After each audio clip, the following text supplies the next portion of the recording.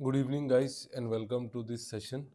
तो ये हमारा सेशन है for the IBPS clerk mains aspirants जो 2025 यानी कि इस साल में मेंस का पेपर लिखने वाले हैं।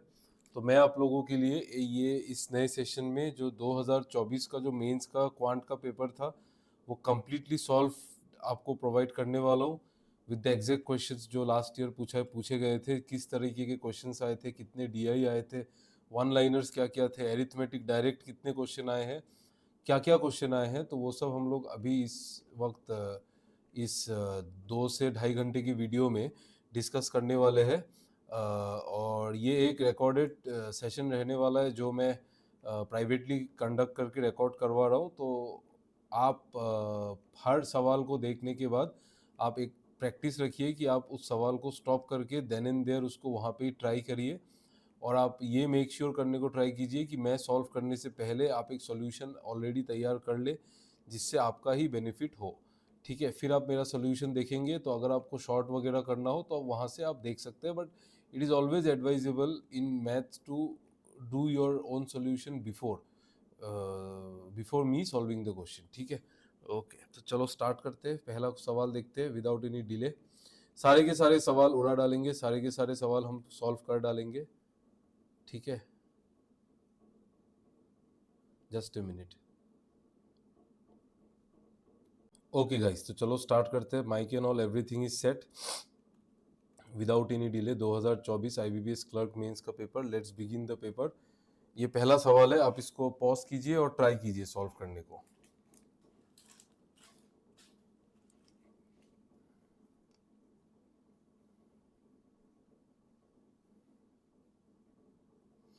तो ये सवाल क्या कह रहा है? हाँ सुकांत जी, हाँ जी सही है, हाँ राजेश, हाँ सही बात है, सही बात है। ठीक है, देखते हैं, पैटर्न इजी है तो एक बार देख लेते हैं।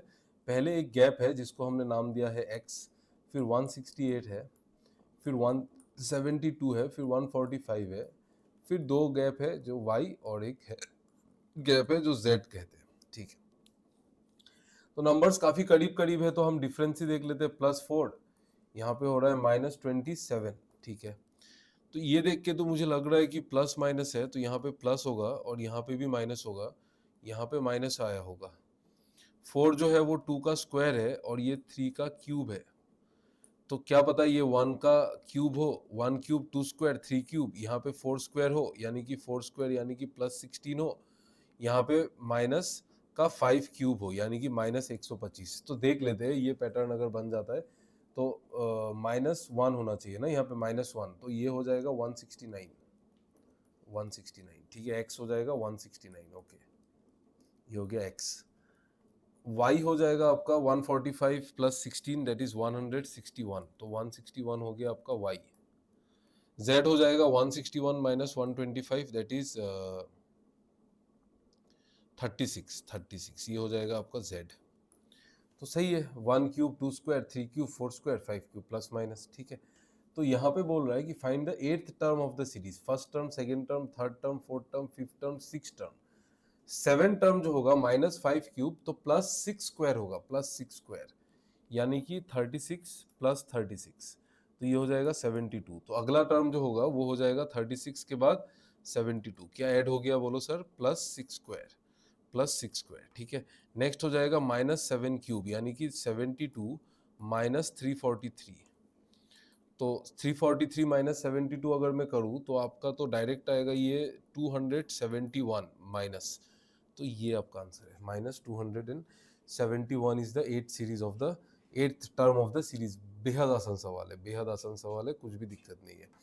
नेक्स्ट बोल रहा है which of the following statements is are correct, x is greater than y। x 169 है, y 161 है, सही बात है। z is square of even number, z 36 है, इवन नंबर का स्क्वायर है, ठीक है, 6 का स्क्वायर है। x is less than z, नहीं x z से बड़ा है, तो 1 और 2 सही है, तो option D is the right answer. तो इस लेवल के क्वेश्चंस ही आते हैं क्लरिकल एग्जाम में। जस्ट मैं आपको सॉल्व करके बता देता हूँ कि इसको करना है, मतलब हर एक चीज करना चाहिए। ठीक है, क्वेश्चंस आर वेरी इजी। चलिए आगे बढ़ते हैं।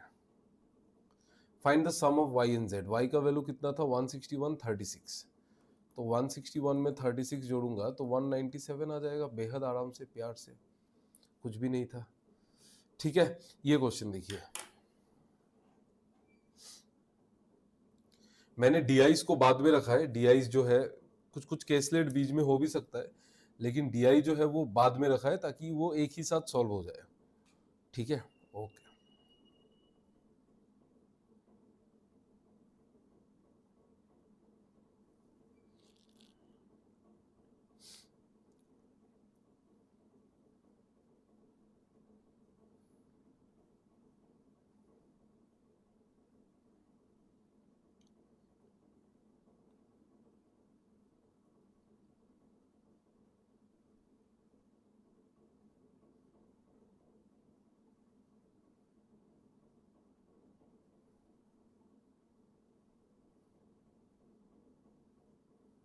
देखो,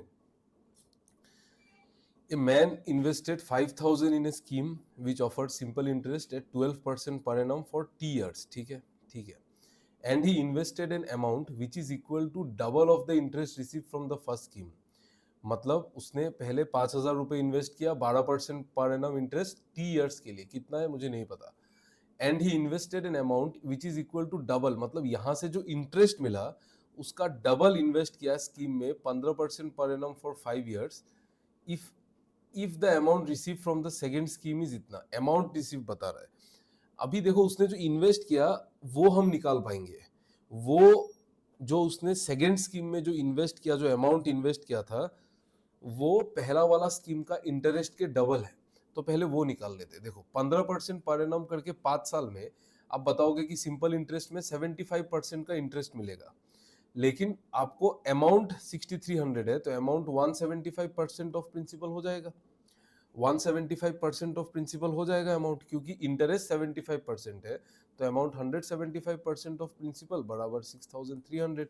175% को कन्वर्ट करूंगा तो 7/4 आ जाएगा ऑफ प्रिंसिपल बराबर 6300। ठीक है, तो मेरा जो प्रिंसिपल आएगा वो आ जाएगा 900 से कट जाएगा, 900 से 4 बार यानी कि 3600। इसका मतलब ये है कि मैंने सेकेंड स्कीम में मैंने 3600 इन्वेस्ट किया था। सही बात है। तो सेकेंड स्कीम में मैंने जो इन्वेस्ट किया था वो मेरा पहला स्कीम का इंटरेस्ट का डबल है। इसका मतलब पहला स्कीम का इंटरेस्ट आया 1800। 1800 आया इंटरेस्ट पहला स्कीम का। पहला ये क्या बोलते हैं, स्कीम का इंटरेस्ट 1800 है। 12% करके 5,000 अगर प्रिंसिपल है तो एक साल में इंटरेस्ट आएगा 12% ऑफ 5,000, दैट इज 600। 600, तो 1800 का इंटरेस्ट आने के लिए मुझे 3 साल चाहिए। सिंपल है ना। 12% करके एक साल में इंटरेस्ट आएगा 12% ऑफ 5,000 यानी कि 600, लेकिन मुझे मेरा इंटरेस्ट तो 1800 है, दैट मीन्स 3 साल के लिए इन्वेस्ट हुआ है। ठीक है ना। 1800/600 का वैल्यू 3 साल हो गया। This is again very easy, nothing to do here. ये वाला क्वेश्चन देखिए,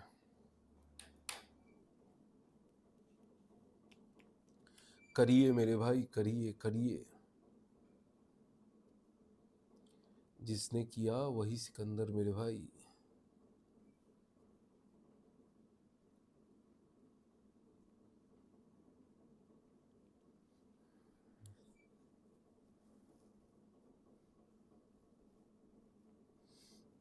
देखिए मेरे भाई, देखो एक 200 मीटर लॉन्ग ट्रेन ए है, can cross a pole in 8 second. Pole मतलब अपना लेंथ, पोल को क्रॉस करना मतलब अपना लेंथ को क्रॉस करना। तो 200 मीटर का ट्रेन अपना लेंथ को 8 सेकेंड में क्रॉस करता है, तो उसका जो स्पीड हो जाएगा वो हो जाएगा 200/8, that is 25 metre per second. ये ए का स्पीड आ गया। ठीक है। Train B can cross a 150 metre long platform in 25 seconds. ठीक है। The difference between the length of A and B is 150, B is greater than A. ठीक है, मतलब बी जो है और ए का जो डिफरेंस है वो 150 है। ए का लेंथ 200 पता है और बी उससे ज्यादा है, तो बी का जो लेंथ हो जाएगा वो 350 हो जाएगा। बी का लेंथ 350 है ना।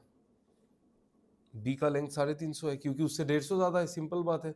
उसका 200 था तो उसका 350 हो जाएगा। ठीक है। बी का लेंथ अगर 350 है, ए का लेंथ मुझे पता है लेकिन मुझे बी का स्पीड नहीं पता है, तो वो निकाल लेंगे स्पीड ऑफ बी। बी ने एक 150 मीटर लॉन्ग प्लेटफॉर्म को 25 सेकंड में क्रॉस किया है, तो वो दो चीज क्रॉस करेगा, एक ये एक 150 मीटर का लॉन्ग प्लेटफॉर्म और अपना length divided by time total 25, यानी कि 500/25 यानी कि 20 मीटर पर सेकेंड। ठीक है। तो बी का भी स्पीड आ गया। अभी आपको पूछा है find the time taken by the train to cross each other while running in the opposite direction. तो time is equal to distance दोनों का आपस का लेंथ एक साथ ट्रेवल होगा, ये सब तो आपको पता ही होगा। दोनों का लेंथ 200 और 350 डिवाइडेड बाई ऑपोजिट डायरेक्शन में रिलेटिव स्पीड ऐड हो जाता है, 25 प्लस 20 दैट इज 45।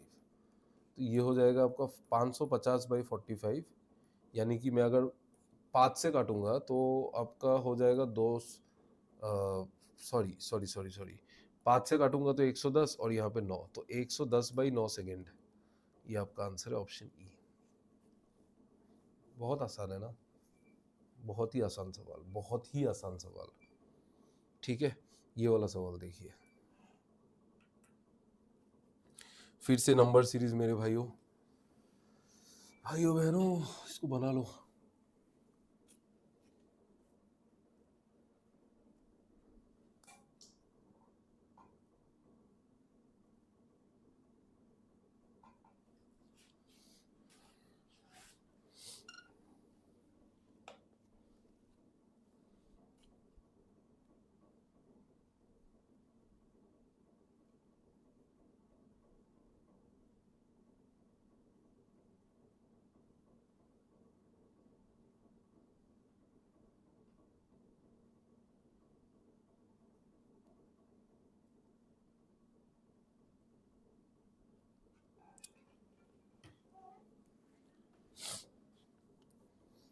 देखो, find the pattern of the series and answer the following. ठीक है, लिख लेते सीरीज 8 9 17 52 25 a प्लस 7 1036 और b।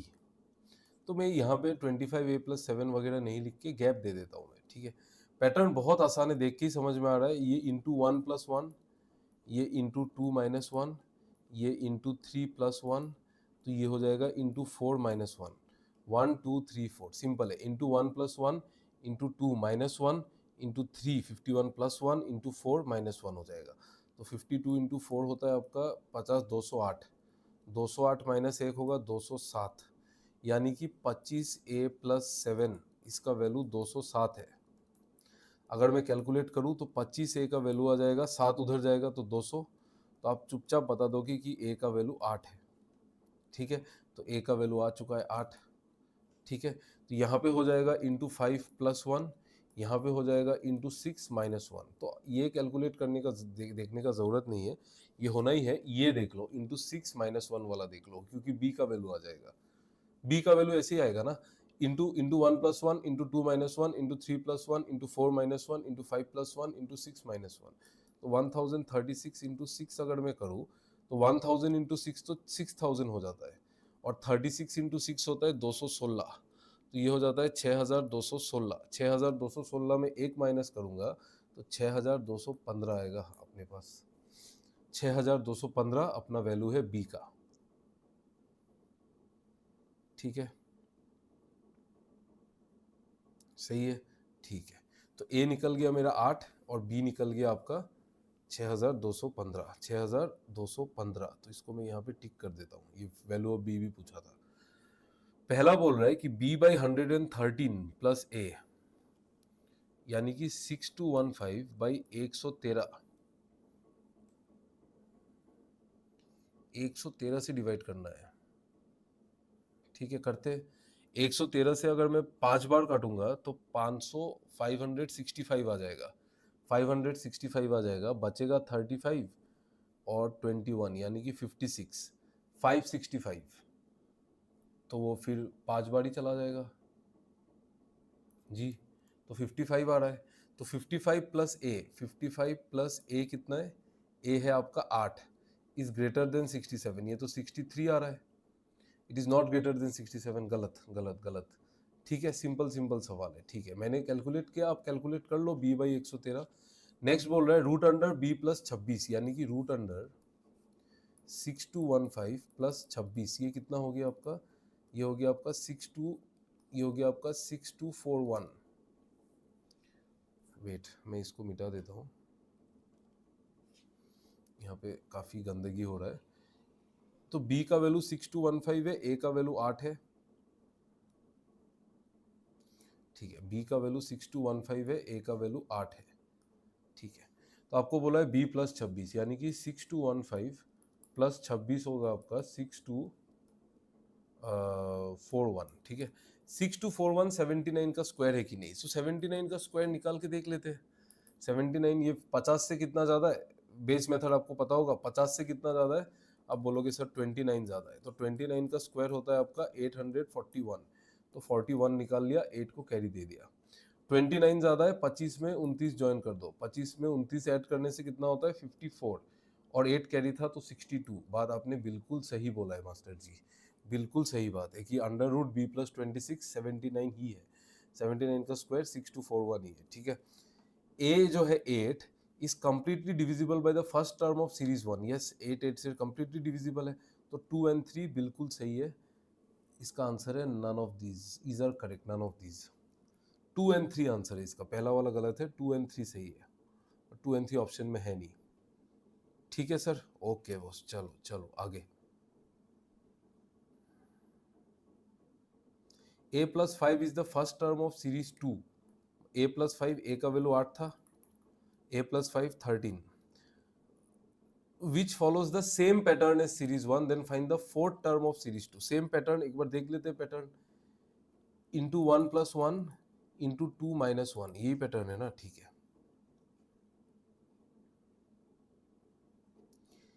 तो इंटू 1 प्लस 1 यानी कि 14, फिर हो जाएगा आपका इंटू 2 माइनस 1 यानी कि 28 माइनस 1 27, फिर हो जाएगा इंटू 3 प्लस 1 27 इंटू 3 81 प्लस 1 82, तो वही आपका आंसर है, फोर्थ टर्म 82 है। सिंपल सवाल है यार, क्या समझाऊं इन सब में, व्हाट टू आपको क्या ही बताऊं।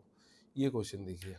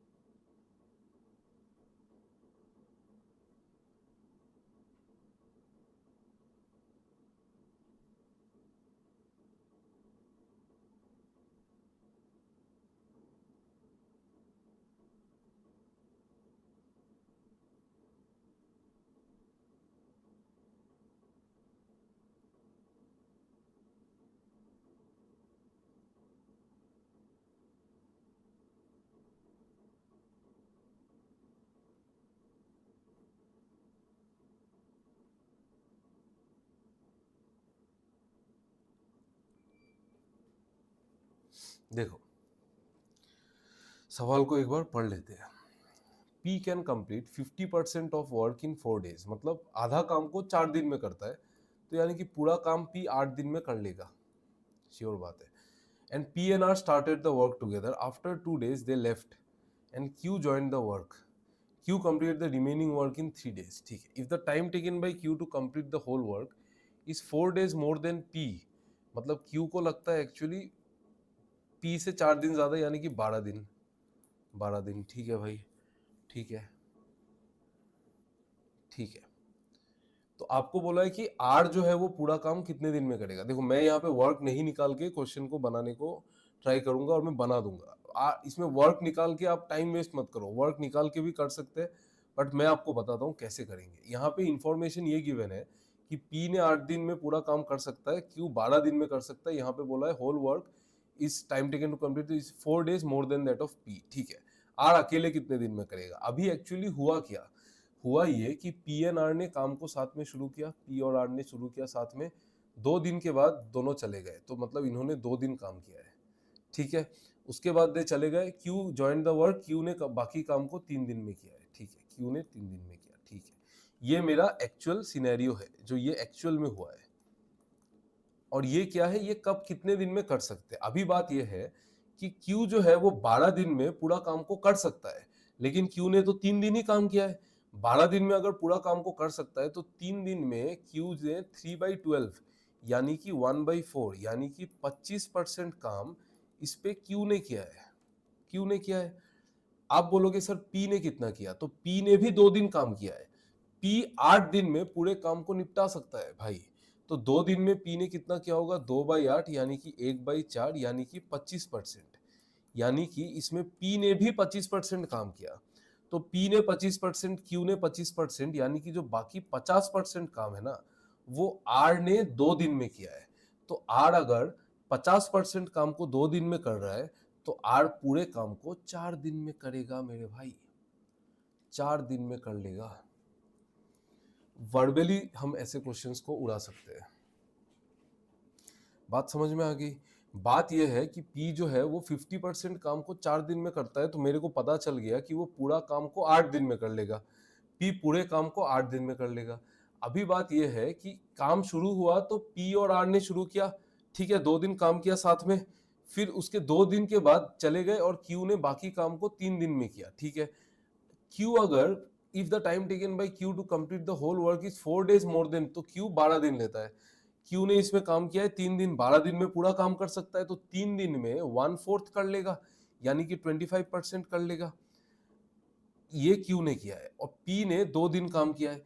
P 8 दिन में पूरा काम को कर लेता है, तो 2 दिन में वो 2/8 यानी कि 1/4 यानी कि 25% काम करेगा। तो 25% Q ने, 25% P ने, यानी कि 50% काम हो चुका है। तो बाकी जो आधा काम है, 50% आधा काम, वो R ने 2 दिन में किया है। तो R अगर 2 दिन में आधा काम कर रहा है तो पूरा काम करेगा 4 दिन में। बढ़िया, बढ़िया है जी। मजा आया आपको? आई थिंक आपको मजा आया। ये क्वेश्चन देखो, मजा तो आएगा भाई हमारे क्लास में।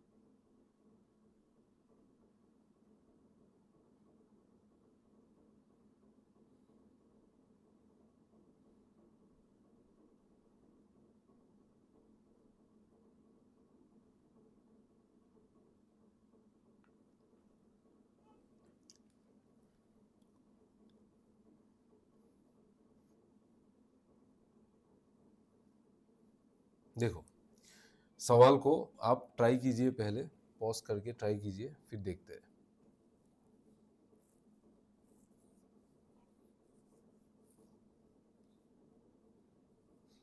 प्रॉफिट लॉस का क्वेश्चन रेशियो से बनेगा, रेशियो से बन जाना चाहिए। हाँ संदीप जी, रेशियो से बनेगा, आप ट्राई कीजिए।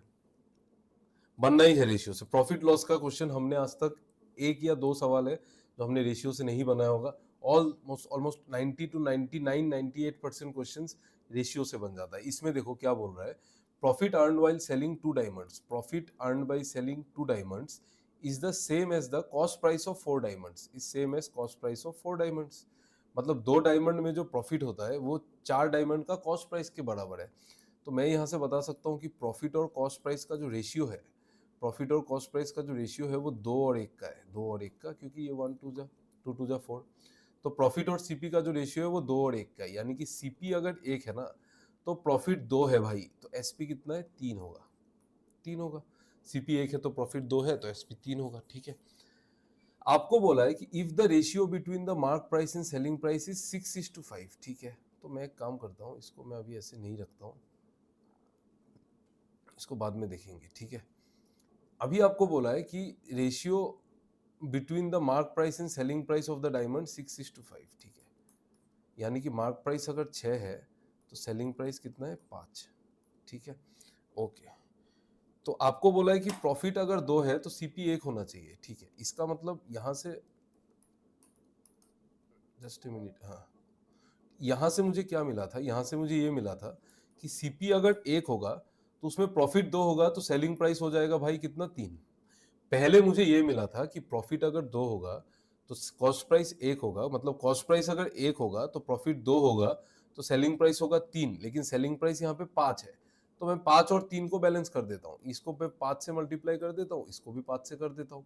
तो सीपी अगर 5 है तो एसपी होना चाहिए 15, तो एसपी अगर 15 है तो एमपी हो गया 18, तो एमपी हो गया 18, एसपी हो गया 15 और सीपी हो गया आपका 5 मेरे भाई, सीपी हो गया 5 मेरे भाई। आपको पूछा है find the ratio of the mark price and the cost price, तो 18:5 इसका करेक्ट आंसर है, वेरी सिंपल, 18:5 इसका करेक्ट आंसर है। ठीक है मेरे भाई, मैंने यहाँ पे कुछ नहीं किया है, मुझे ये वाला जो रेशियो था ना, मैं आपको दूसरे तरीके से करके बताता हूँ। देखो ये वाला जो रेशियो था ना, इसमें मेरे को ये पता है कि प्रॉफिट अगर 2 है तो सीपी 1 है, यानी कि सीपी अगर 1 है तो प्रॉफिट 2 होगा और सेलिंग प्राइस होगा 3। सेलिंग प्राइस और सीपी का रेशियो 1 और 3, मार्क प्राइस और सेलिंग प्राइस का रेशियो गिवन है आपको 6 और इधर इधर गिवन है 5। तो आप रेशियो को मर्ज कर दो, यहाँ पे 3 नहीं है 3 डाल दो, यहाँ पे 5 नहीं है 5 डाल दो, तो सीपी हो गया 5, एसपी हो गया 15 और एमपी हो गया 18। तो आपको पूछा क्या है, आपको पूछा है ratio of the mark price and cost price, तो 18 और 5, तो 18:5 खत्म। आसान सवाल है ना, बहुत ही आसान है। ठीक है, चलिए चलिए आगे बढ़ते हैं।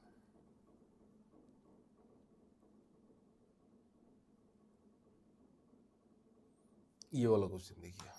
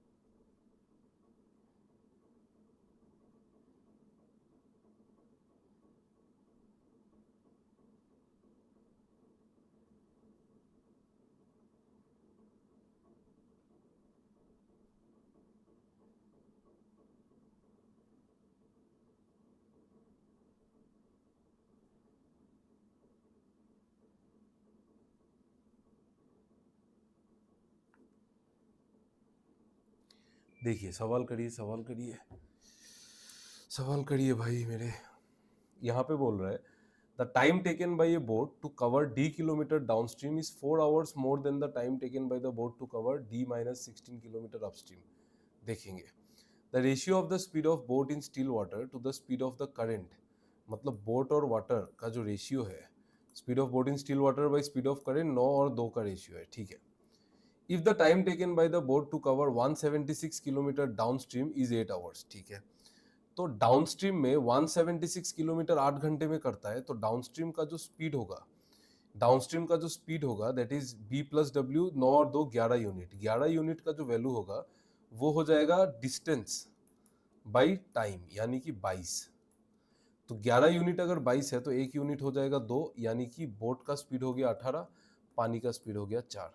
पहले तो ये निकाल लो आप कि बोट का स्पीड कितना है और पानी का स्पीड कितना है, क्वेश्चन तो बाद में भी किया जाएगा। आप देखो रेशियो रहेगा, always your mind should always look forward to find out the hint so that that ratio thing can be resolved.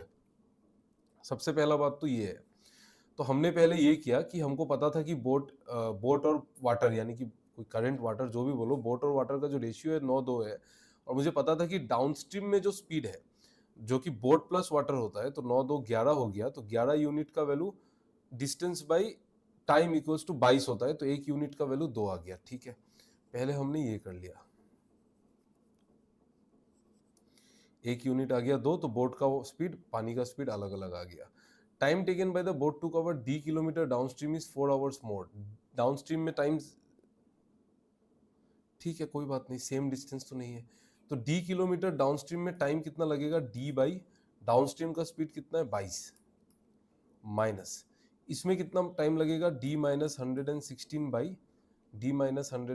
By upstream किया था ना, तो ये हो जाएगा 14 इज इक्वल टू हो जाएगा आपका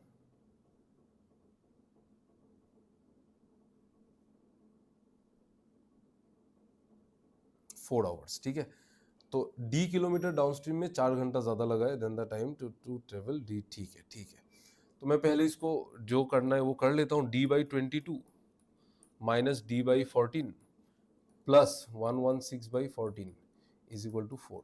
116 बाई 14 कटेगा, कटेगा तो नहीं, 2 से 7 बार 58 टाइम्स, 58 से 7 तो कटेगा तो नहीं, बट ठीक है माइनस कर देते, क्या है, तो D by 22 minus D by 14, 14 और 22 का एलसीएम होगा आपका 22 इंटू 7 यानी कि 154। 22 इंटू 7 मतलब 7D माइनस 14 इंटू 11 आपका हो जाएगा ये 111D, sorry, is equal to 4 minus 58/7। तो ये हो गया आपका 28 माइनस 58 यानी कि माइनस 30/7, तो -4D/154 इसका वैल्यू है -28 माइनस 58 माइनस 30/7। 14 से 11 बार कटता है, 7 से कटेगा 22 बार, 2 से कटेगा 2 बार, 2 से कटेगा 11 बार, 2 से कटेगा 15 बार, माइनस माइनस कैंसिल हो जाएगा, तो डी का वैल्यू आ जाएगा 165 kilometre. This is the value of D, this is the value of D मेरे भाई। ठीक है, डी का वैल्यू हमने कैलकुलेशन से निकाला है, कोई जादू टोना नहीं किया है, बहुत सिंपल कैलकुलेशन है, कुछ भी नहीं, ज़्यादा कुछ। अगर आपको समझ में नहीं आया तो मैं दोबारा समझाने को तैयार हूँ, कोई दिक्कत नहीं है। यहाँ पे इक्वेशन ने मुझे बताया, इक्वेशन ने ये बताया कि डी किलोमीटर डाउनस्ट्रीम जाने में जो टाइम लगता है वो डी माइनस 116 किलोमीटर अपस्ट्रीम से 4 घंटा ज़्यादा है, मतलब डिफरेंस 4 घंटे का है। तो ये किया मैंने, फिर मैंने क्या किया, मैंने इसको अलग कर लिया, D by 22 minus D by 14 plus 116/14 is equal to 4। ठीक है, यहाँ पे मैंने देखा कि 22 और 14 का जो एलसीएम है वो आता है आपका 154, 22 into 7 7D minus 14 into 11 11D is equal to, ये कट के होता है 7 और ये 58, तो ये होता है 4 माइनस 58/7। जब हम कैलकुलेशन को और आगे लेके जाएंगे तो ये 7D minus 11D minus 4D by 154 is equal to 28 minus 58 minus 30/7। ठीक है, माइनस माइनस कैंसिल, 14 से 11 बार कटता है ये नंबर, तो 7 से कटेगा 22 बार, 7 से कट गया 22 बार, फिर देखो काटाकुटी करो, 2 2 जा 2 11 जा और 2 15 जा, तो आंसर हो गया 15 इंटू 11। तो डी का वैल्यू जो आया है वो 15 इंटू 11 यानी कि 165 है, तो डी का वैल्यू भी हमने निकाल लिया 165। ठीक है, निकल गया। ओके, आपसे सवाल में पूछा है find the time taken to cover D minus 60 kilometre upstream. D minus 60, 165 तो डी का वैल्यू है, माइनस 60 हो जाएगा 105, टाइम होगा डिस्टेंस बाई स्पीड, अपस्ट्रीम में स्पीड कितना है 18 माइनस 4 दैट इज 14, ये आपका स्पीड है। ठीक है, तो 7.5 आवर्स देख के ही समझ में आ रहा है। ठीक है,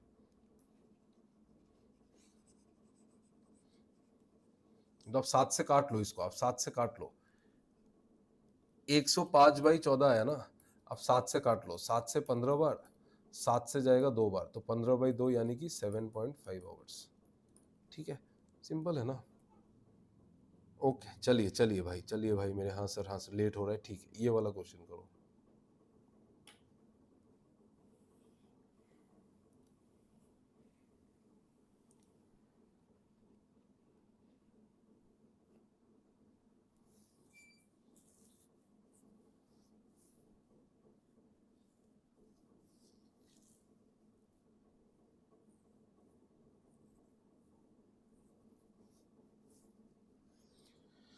सवाल करने से पहले आप ये देख लो कि total amount receive by R and T 5 और 3 है, मतलब आर अगर 5x है तो टी जो है ना वो 3x है, ये देख लेना।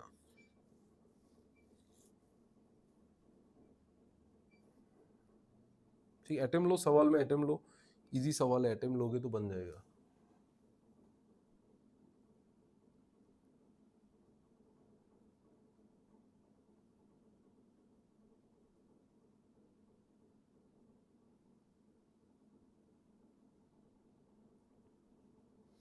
कह क्या रहा है सवाल में, देखो कहना क्या चाहता है।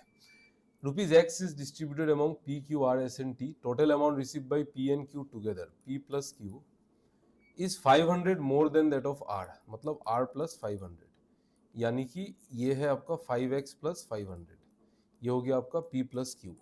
ठीक है, 5x प्लस 500। ठीक है, total amount receive by R and S together, R and S together, R and S, ठीक है, आर का वैल्यू तो मुझे पता है 5x, S together is 1600 more than T, मतलब 3x प्लस 1600। ठीक है, यहां से मैं एक वैल्यू निकाल सकता हूं कि s is equal to 1600 minus 2x, ये मेरा दूसरा इक्वेशन आ गया। s को भी मैंने x के टर्म्स में रिप्रेजेंट कर दिया, s को p प्लस क्यू ऑलरेडी किया हुआ है।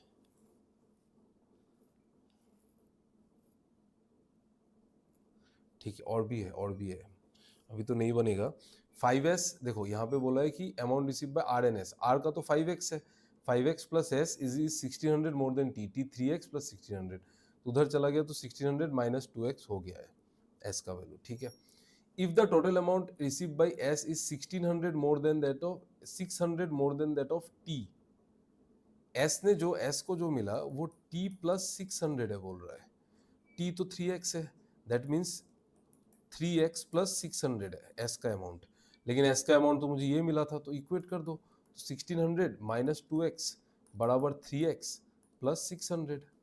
आप इधर उधर करोगे तो 5x 1000, x आ जाएगा 200, 5x 1000 तो x आ गया 200, x 200 आते ही मुझे पता चल जाएगा r का अमाउंट कितना है, 1000, ये आ गया आपका 3 इंटू 200 600, t का 600, x 200 है तो s क्या आ जाएगा 3x प्लस 600, 200 डाल दो तो 600 प्लस 600 s आ गया 1200।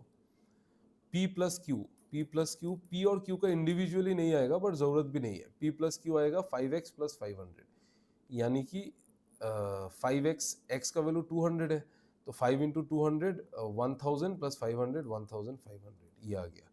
तो आपको बोला है कि फाइनल वैल्यू बताओ x का, तो टोटल गिन लो आप, तो p plus Q plus r plus s plus t, जहाँ पे p प्लस क्यू आपको पता है 1500 है, ठीक है 1500 ले लिया, r आपको पता है, r आपको कितना पता है 1000 है, ठीक है 1000 ले लिया, s आपको पता है, s कितना पता है 1200 है, ठीक है 1200 ले लिया, t आपको पता है 600 है, तो सबको ऐड कर दो, वेरी इजी, 1500, 1000, 2500, 3700, 4300, ये इसका आंसर है।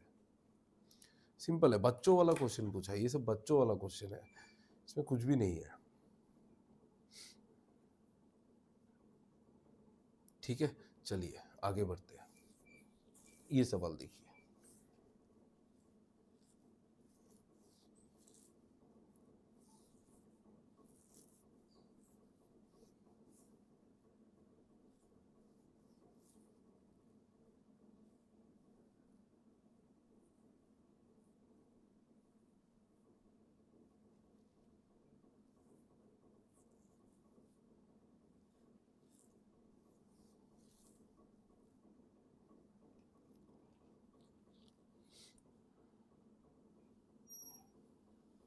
देखिए, ए and be started business with investment of 520 and 640 plus x, तो ए का इन्वेस्टमेंट और बी का, ए का 520 है, इसका 640 प्लस एक्स है।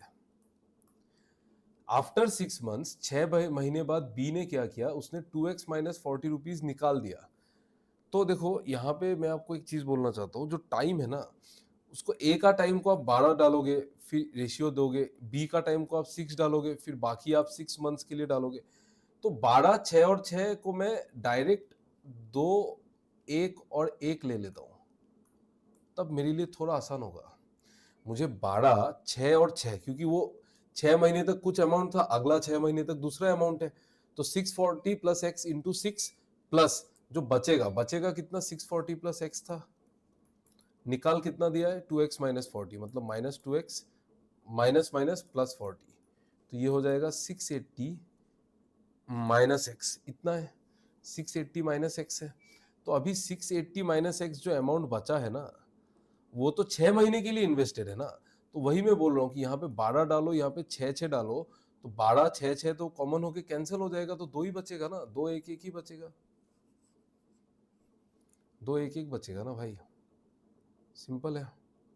ठीक है, और ए और बी का जो ये 520 का डबल होता है 1040, ये तो आसान है, ये तो 1 है, तो 640 plus x plus 680 minus x, x x cancel, तो ये हो गया आपका 1040 रेशियो जो भी है, मतलब ये 1320 आएगा। तो ये आप काटोगे तो 26 into profit sharing ratio of A to B 26:3 आ रहा है, ये कैसे आ रहा है?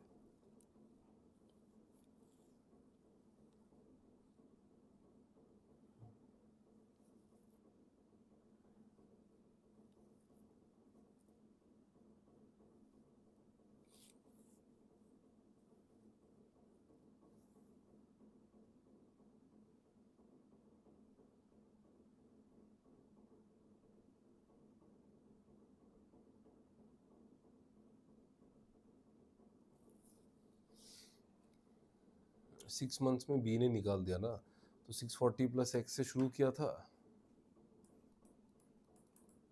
फिर उसने निकाल दिया माइनस 2x माइनस 40, सही है। तो 640 माइनस प्लस 680 माइनस एक्स, यही तो उसका अमाउंट होगा।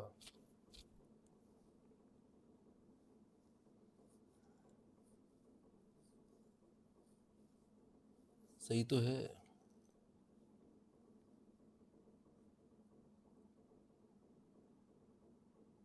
सही है यार। 520 इंटू 2 1040 हो गया,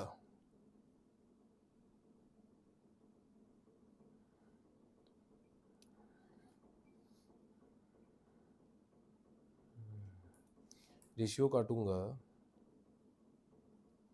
तो 51 और आपका 66 आ रहा है,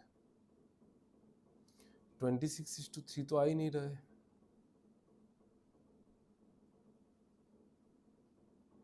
3 से काटूंगा तो 17 और 3 से 22 आ रहा है, प्रॉफिट शेयरिंग रेशियो तो कुछ और आ रहा है, और एक्स का कोई मतलब भी नहीं है,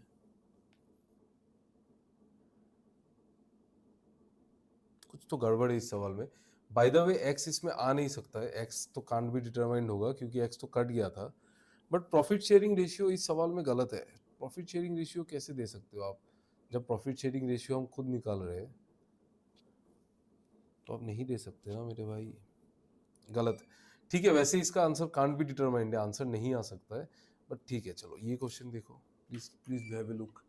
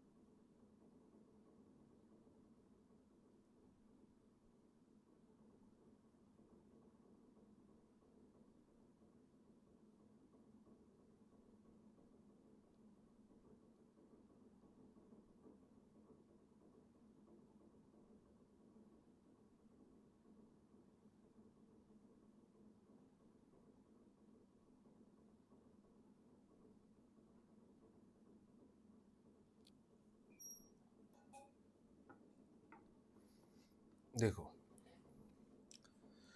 मिक्सचर एलिगेशन का सवाल है, इंटरेस्ट लेके सॉल्व करेंगे तो अच्छा लगेगा, इंटरेस्ट नहीं लेंगे तो फिर बुरा लगेगा। In x litres mixture of milk and water, x litres का कोई मिक्सचर है मिल्क एंड वाटर का, उसमें जो वाटर है ना वो 40% है, यानी कि 2/5, यानी कि वाटर 2 है तो मिल्क है आपका 3, ठीक है, 2/5 है, ठीक है। 20 litres mixture are taken out, 20 litres mixture निकाला, 20 लीटर्स जब हम मिक्सचर निकालेंगे तो जो रिमेनिंग मिक्सचर होगा उसमें भी मिल्क और वाटर का रेशियो 3 और 2 ही होगा, क्योंकि ऐसे ही होता है।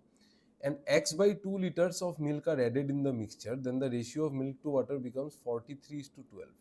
जब मैंने x/2 लीटर्स मिल्क डाला तब ऐसा हुआ, ठीक है भाई, ठीक है। तब रेशियो कितना हुआ, मिल्क टू वाटर हो गया 43 और 12, तो हमने मिल्क ही डाला है, वाटर तो नहीं, तो ये जो रिमेनिंग में वाटर है इसको मैं पहले 12 बना देता हूँ, तो ये हो गया 18 और ये हो गया 12, ठीक है। 12 बना दिया, क्यों बनाया, बिकॉज इसमें 12 था ना, और मैंने तो इसमें वाटर नहीं मिलाया।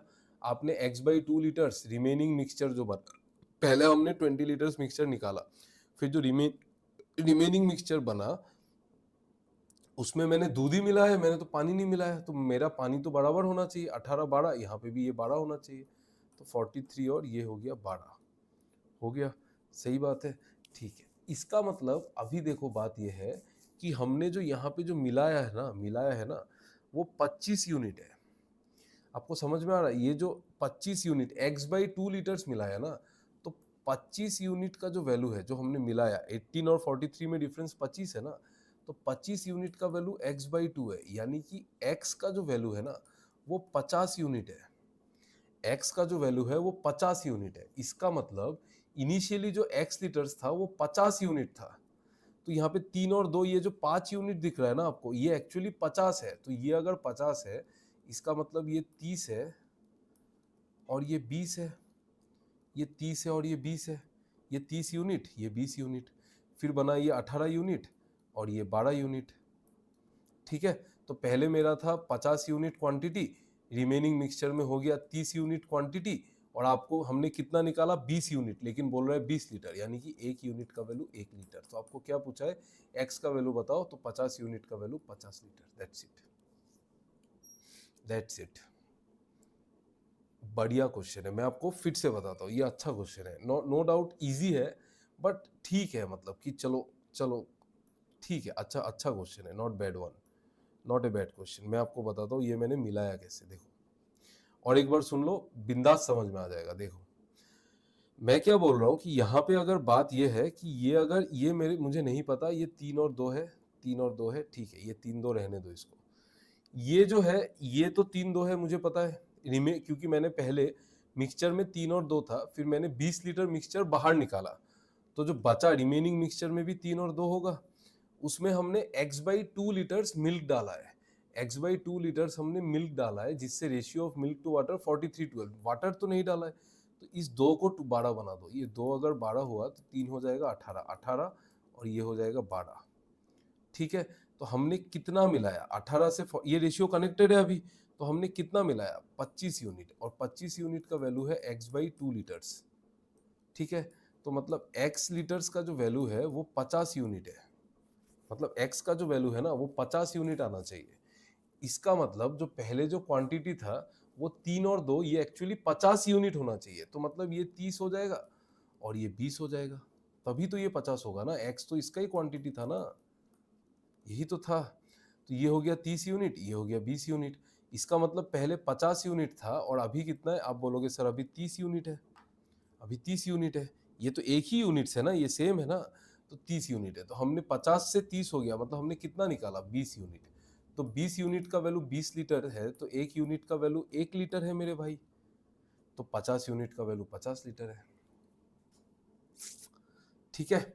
ओके ओके, चलो नेक्स्ट नेक्स्ट नेक्स्ट, ये क्वेश्चन देखिए, ये केसलेट है, इसको बनाने को ट्राई कीजिए।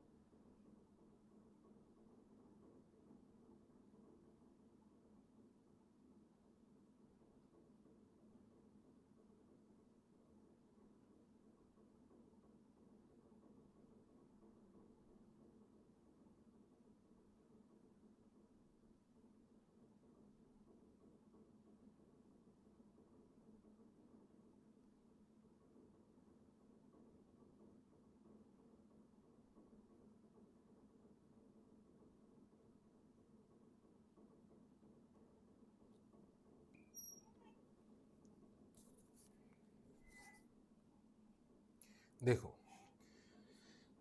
क्या बोल रहा है, एक केसलेट है, देखते हैं। The average of total items manufactured in 2021 and 2022 by A B and C, मतलब 2021 में जो ए बी और सी का एवरेज आइटम्स मैन्युफैक्चर्ड है वो 1500 है। तो मतलब ए प्लस बी प्लस सी कितना हो जाएगा, आप बोलेंगे सर 1500 का 3 गुना होगा, यानी कि 4500 हो जाएगा। ठीक है, डेटा लिख के रखते, क्या हर्ज है ना। 2022 में ए बी और सी का जो सम है वो हो जाएगा आपका 1650 का 3 गुना। 1650 का 3 गुना कितना हो जाएगा भाई, आप इसमें 1500 का 3 गुना जोड़ लिया, आप 150 का 450 एक्स्ट्रा जोड़ दो तो 4950, 450, 1500, 150 एक्स्ट्रा है तो 450 एक्स्ट्रा होगा, तो ठीक है 4950। ठीक है, 20% and 1/5 of the total items manufactured in 21 and 22 respectively by B. Okay, यानी कि 2021 में जो बना उसका 20% बी ने किया है, और 2022 में भी 1/5 यानी कि 20% ही बी ने किया है। तो 2021 में ए ने, बी ने और सी ने, 2022 में ए ने, बी ने और सी ने। ठीक है, तो आपको बोल रहा है कि 20% of the total items manufactured in 2021 ये बी ने किया है। तो 4400 का 10% 450 है, तो 20% 900 होगा, मतलब इसने 900 किया है। ठीक है, 4950 का 10% होता है 495, तो 20% इसका डबल हो जाएगा। 490 का 980, तो 990 हो गया, तो ये हो गया 990। ठीक है जी, चलो चलो चलो चलो चलो, 10% ज़्यादा है, 10%, ठीक है ठीक है, वैसे भी कर सकते थे जी। ये वाला नंबर इससे 10% ज़्यादा है, 4950 इससे 10% ज़्यादा है, और दोनों से 20-20 लेना है, तो ये भी इससे 10% ज़्यादा होगा, ऐसे भी कर सकते थे, सही बात है। Total items manufactured by C in 21 and R 33.33% more than that of B in 2021, 1/3 ज़्यादा है, मतलब 900 अगर इसका है तो उसका 1/3 ज़्यादा है, यानी कि 300 ज़्यादा है, तो मतलब सी का 1200 हो गया। ठीक है, 1200 हो गया। ठीक है, 33.33% 1/3 है ना, तो इसका 1/3 300 हो गया, 900 से 300 ज़्यादा है, तो 1200 हो गया, सिंपल बात है। तो अभी आपको बोला है कि ए का, अभी देखो 2021 का जो टोटल है वो 4500 है, टोटल 4500 है, जिसमें से 1200 900 2100 चला गया, तो बचा 2400। ठीक है, ओके। आपको बोला है कि and the total items manufactured by A in both years 4000 है, तो यहाँ 2400 है, तो इधर 1600 हो जाएगा, तभी तो 4000 होगा। ठीक है, 1600 और 990 है, यानी कि 1600 और 1000 मान लो, मैं 10 उधर उधर कर दूंगा, 2600, 2600 इधर है 4950, मतलब 2350, लेकिन 2360 हो जाएगा ये, क्योंकि इधर 10 कम था तो इधर 10 ज्यादा होगा। सही है,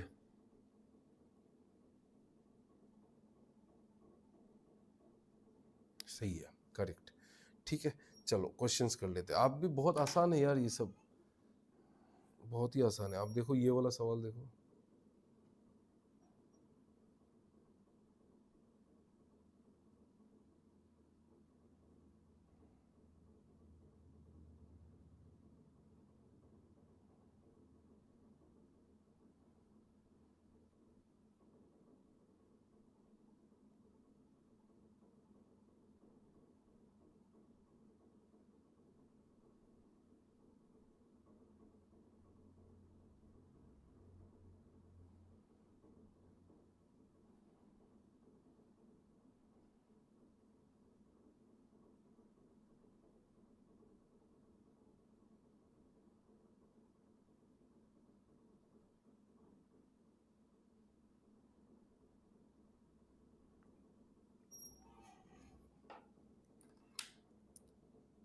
देखो, find the difference between total items manufactured by C in both years and total items manufactured by A in 2022। A का 2022 में कितना है, आप बोलेंगे सर 1600 है, ए का 2022 में तो 1600 है।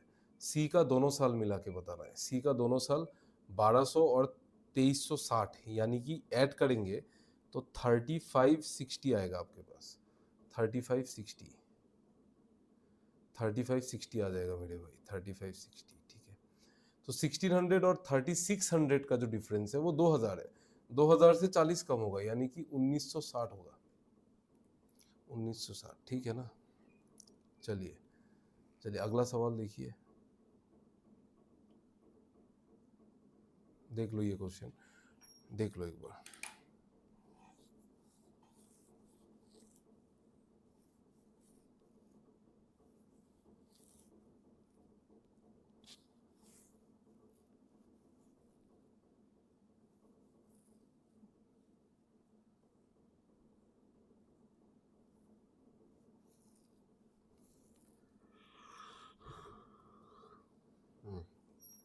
देखो, total items manufactured by B in 2022, B in 2022, B in 2022 990। ठीक है, 990 is what percentage of total items manufactured by C in 21, C in 21 का कितना परसेंट है, सी इन 21 1200 है, तो 990 1200 का कितना परसेंट है, यही पूछा है। 990 1200 का कितना परसेंट है, तो 100 से मल्टीप्लाई कर देता हूँ सेफ साइड के लिए। ठीक है, तो 12 से काटना शुरू करो, 12 8 8 बार 96, 30 12 दो बार 82 पॉइंट समथिंग आएगा, एक ही ऑप्शन है, यही आएगा। ठीक है, ओके।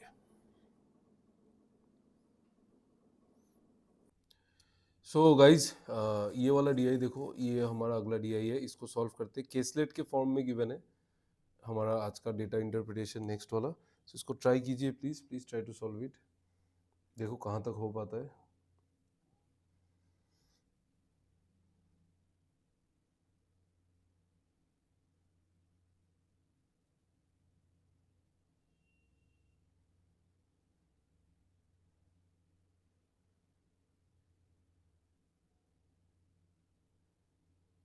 देखो, आपको कह रहा है टोटल कैंडिडेट्स, अच्छा रीड द फॉलोइंग। ठीक है, the information about A company conducted interviews over 3 consecutive days, Monday, Tuesday और वेडनेसडे, ये 3 दिन में इंटरव्यू कराया। टोटल कैंडिडेट्स, केसलेट का हमेशा आपको इंफॉर्मेशन निकालना पड़ेगा। ठीक है, ये डीआई ग्राफिकल डीआई नहीं है कि हम इसको स्किप कर दे और इंफॉर्मेशन बाद में निकाल ले। तो total candidates male and female interviewed on this 3 days are 420, total 420 है। The ratio of male candidates, male और फीमेल, ये हो गया टोटल।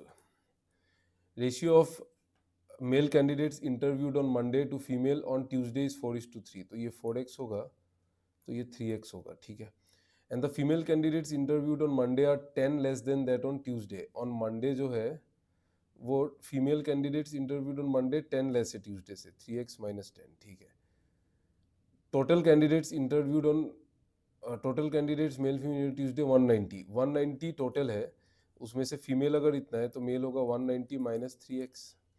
ठीक है, and male candidates interviewed on Wednesday are 20% more than the female candidates interviewed on Monday. तो mail candidates interviewed on Wednesday 20% ज़्यादा है, 20% मतलब 1/5 ज़्यादा है, तो 6/5 हो जाएगा, ये 6/5 of female candidates interviewed on Monday. ठीक है, average number of male candidates interviewed is 90, average number of male candidates interviewed 90 है, तो टोटल होगा 270, मेल का जो टोटल है वो 270 है, तो जगह तो बचा नहीं है, तो नेक्स्ट पेज में सॉल्व कर लेते हैं। मेल का total 4x plus 190 minus 3x plus 6/5 into 3x minus 10, 6/5 into 3x minus 10 is equal to 270। Average 90 है तो सम 90 इंटू 3 हो जाएगा मेरे भाई। अभी सॉल्व करके देखो, ये हो जाएगा 190 उधर जाएगा तो बचेगा 80, तो x प्लस ये हो गया आपका 18/5x, 18/5x माइनस ये 6/5 2 जा 10, 6 2 जा 12, तो -12, -12 बराबर ये उधर चला जाएगा, 190 माइनस हो जाएगा तो बचेगा 80, तो ये हो जाएगा आपका 92, यानी कि 5x प्लस 18x, 23/5x बराबर होगा 92। 23 का 4 बार होता है 92, तो x का वैल्यू आ गया आपका 4 × 5 बराबर 20। x का वैल्यू आ गया मेरे पास 20, तो x को मैं एक बार के लिए 20 पुट कर देता हूँ। अब देख लो यहाँ पे क्या किया है, एकदम हलवा हलवा क्वेश्चन देंगे करने के लिए।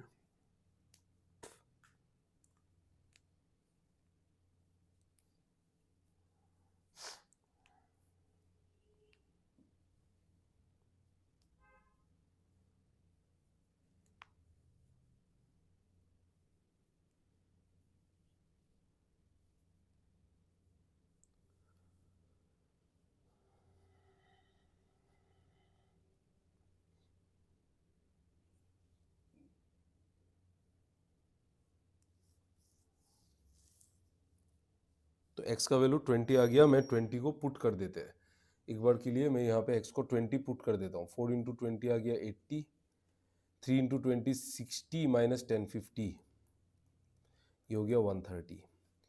20 पुट करूँगा तो ये हो जाएगा 60, ये तो रिमेनिंग होगा 190, टोटल है तो 130। ये हो गया, ये 3x माइनस 10 था, उससे 20% ज़्यादा है, तो ये 50 है, उसका 20% ज़्यादा है तो 60 होगा। यही बोला था ना। And mail candidates interviewed on Wednesday 20% more than female candidates, तो 50 का 20% ज़्यादा फिर कैलकुलेट करने का कोई ज़रूरत नहीं है, 50 का 20% ज़्यादा 60 हो जाएगा। ठीक है, फिर आपको बोला है कि टोटल 420 है, टोटल कैंडिडेट्स 420 है, जिसमें से यहाँ पे 320 हुआ, 190 और 130 320, तो यहाँ पे 100 होगा और इसमें चुपचाप 40 हो जाएगा। तो दिस इज द क्वेश्चन, बस डन।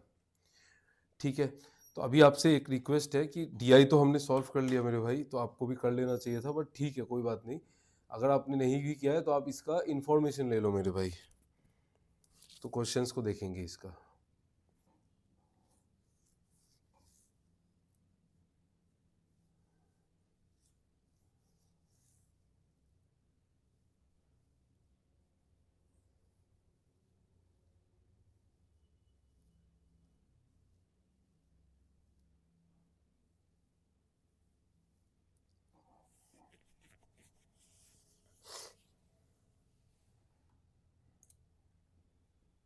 ठीक है, चलो सवाल देखते हैं। पहला सवाल, ये सवाल ट्राई कीजिए।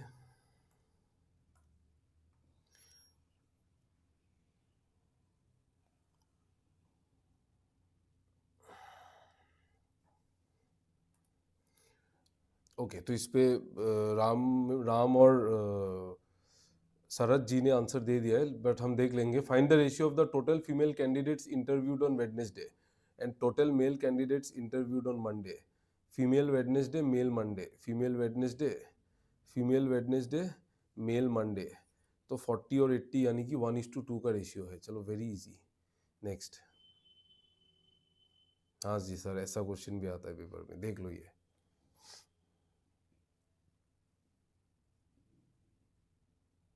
सिंपल हलवा हलवा क्वेश्चन है, जल्दी जल्दी पार करेंगे।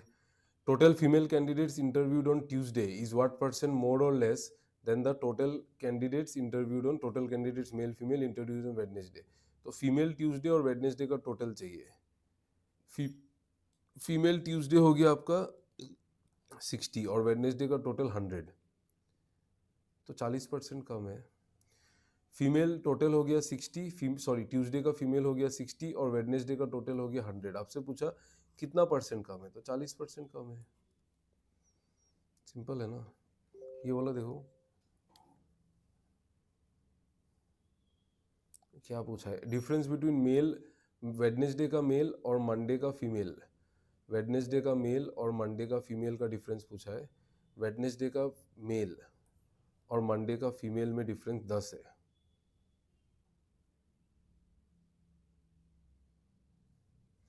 दस। नेक्स्ट।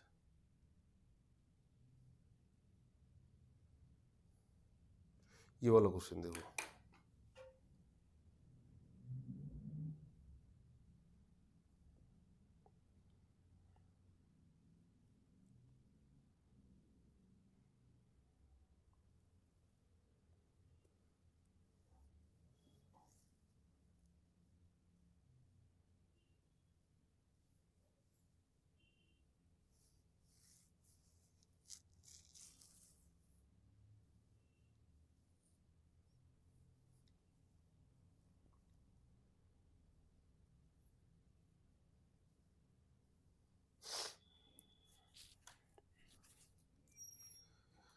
देखो 20% of the total male candidates interviewed on Tuesday are rejected and 35% Tuesday का ही बात बोला है ना, ठीक है, तो ट्यूसडे का टोटल और मेल फीमेल देख लेते हैं। ट्यूसडे का मेल फीमेल 130 और 60 है शायद, हाँ 130 और 60, ठीक है। ट्यूसडे को मेल है 130 और भाई साहब फीमेल है 60। आपको बोला है कि 20% of the total male candidates interviewed on Tuesday are rejected, मतलब ये जो इंटरव्यूड में 130 का 20% रिजेक्टेड है, मतलब 26 रिजेक्टेड है, तो बाकी 104 एक्सेप्टेड होगा, ठीक है, सिंपल है। And 35% of the female candidates interviewed on Tuesday are selected. Okay, 60 का 35% सिलेक्टेड है। 60 का 35% कितना होगा? 60 का 30% 18 और 5% 3, तो 21 सिलेक्टेड है, तो रिजेक्टेड कितना हो गया आपका? 39, ठीक है। तो आपको बोला है find the total candidates who are selected, तो 21 प्लस 104 तो 125, 125, ठीक है। बहुत आसान सवाल है यार, ये तो मैं नहीं करूँगा, ये आप होमवर्क कर लेना, ठीक है। ये पीडीएफ आपको हमारे टेलीग्राम चैनल में मिल जाएगा। उस टेलीग्राम जो चैनल है उसका लिंक आपको इस वीडियो के डिस्क्रिप्शन में मिल जाएगा, तो आप टेलीग्राम चैनल में ज्वाइन हो जाओ और ये वाला जो पीडीएफ है उसका फ़ायदा उठाओ, ये पीडीएफ आप ले लो, ठीक है। ओके, चलो नेक्स्ट। ये क्वेश्चन देखिए, बढ़िया बढ़िया सवाल है, आराम से देखिए।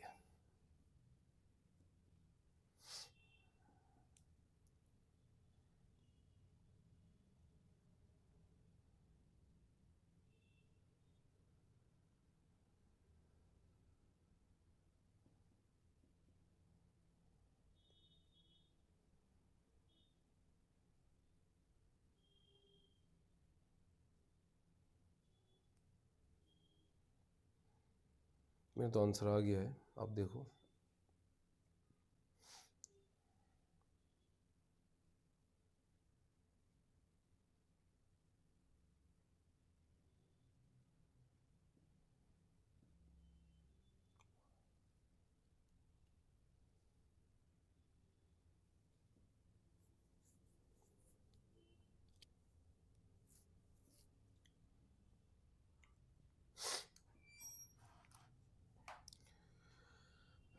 Three statements you have to determine which are sufficient necessary. What is the speed of boat in still water, मतलब बी का वैल्यू बताना है, बी का। Speed of stream is 2/3 of speed of boat in still water, तो पानी का जो स्पीड है वो बोट का स्पीड का 2/3 है, मतलब 2/3 है, ठीक है। तो मतलब बोट और वाटर का इसमें रेशियो गिवन है 3 और 2, ठीक है। Boat covers 20 kilometre 2 hours down stream, इससे क्या आएगा?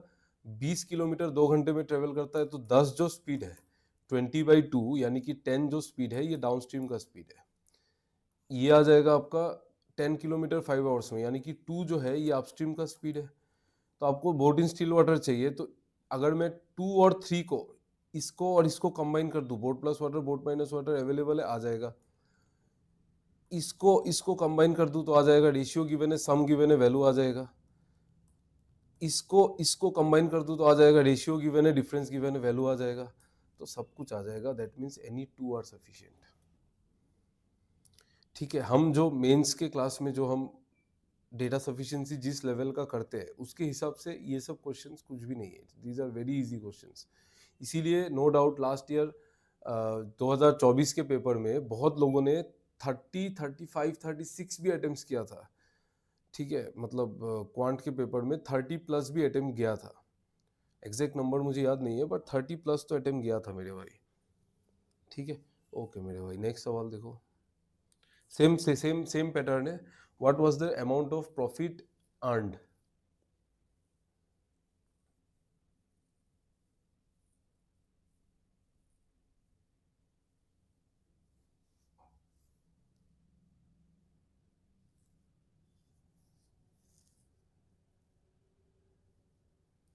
किसी से भी नहीं आएगा, क्यों पता है? क्योंकि अमाउंट ऑफ प्रॉफिट पूछा है, अमाउंट ऑफ प्रॉफिट, और हर जगह देखो परसेंटेज परसेंटेज परसेंटेज परसेंटेज ही गिवन है।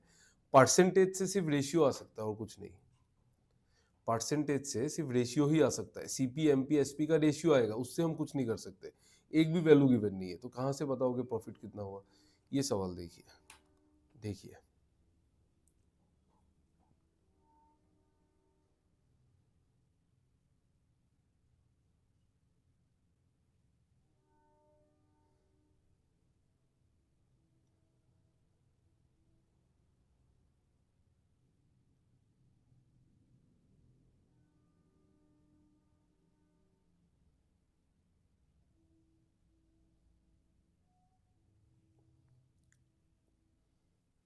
ये भी हलवा है, आंसर आ गया जी। हाँ, आप जो बोल रहे हो वही आंसर है, करेक्ट। 1 and 2, हाँ यस करेक्ट। 1 and 2 और 3 करेक्ट। इसमें बताना है ट्रेन का स्पीड बताना है। फर्स्ट स्टेटमेंट बोल रहा है कि the train crosses 300 metre long platform 45 seconds में। कुछ नहीं बता सकते क्योंकि इसमें टोटल टाइम 45 सेकेंड्स है और 300 मीटर का लॉन्ग प्लेटफॉर्म है, तो अभी ट्रेन ने अपना लेंथ कितने टाइम में क्रॉस किया वो हमको नहीं पता है। ट्रेन ने अपना लेंथ कितने टाइम में क्रॉस किया वो हमको नहीं पता है, ठीक है, दैट वी डोंट नो कि ट्रेन ने अपना लेंथ कितने टाइम में क्रॉस किया वो मुझे नहीं पता है, ठीक है, सिंपल बात है, वो मुझे नहीं पता है, तो इससे तो नहीं आएगा। Train crosses another stationary train of same length in 60 seconds.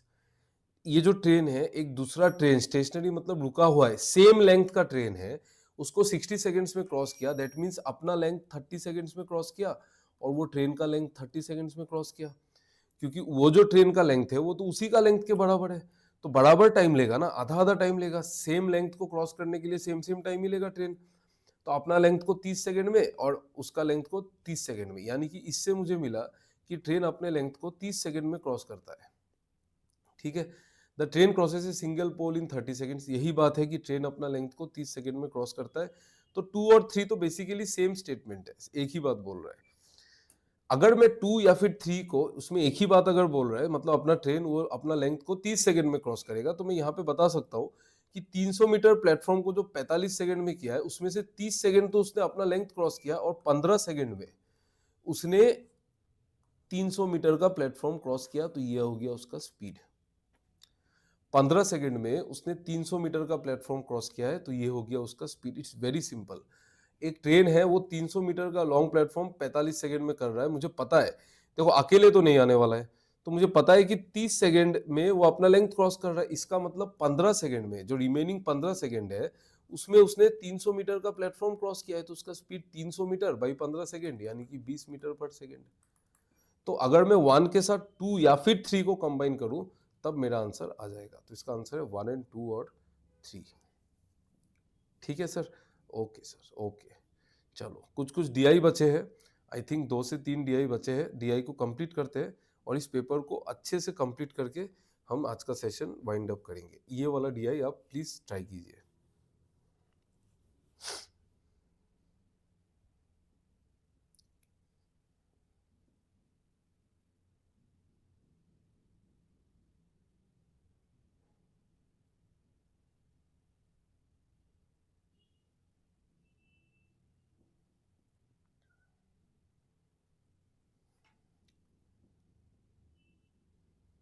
इसमें भी मैंने पेज खाली नहीं रखा, ठीक है।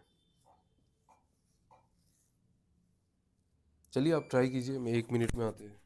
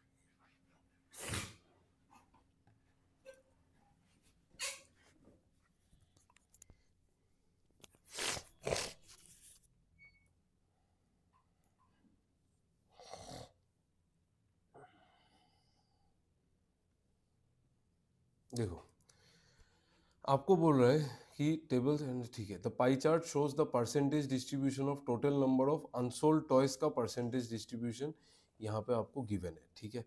तो अनसोल्ड टॉयज कितने हैं अभी, अनसोल्ड टॉयज ए के कितने हैं, आप बोलोगे टोटल अनसोल्ड 30 है, तो ए का 40% है, तो 30 का 40% 12 होता है 12।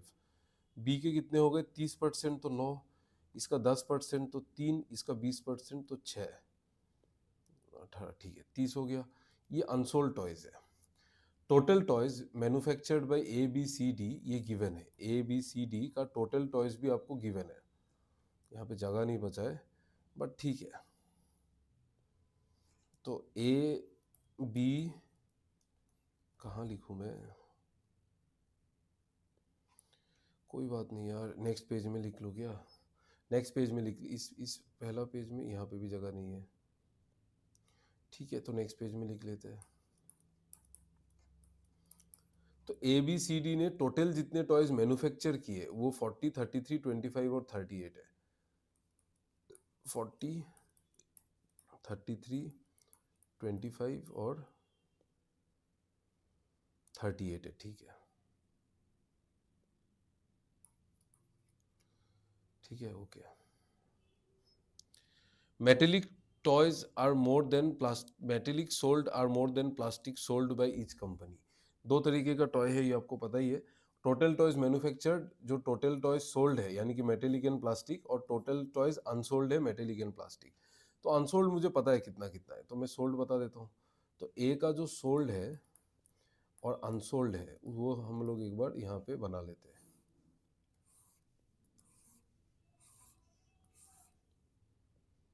सोल्ड में भी दो तरीके का होगा,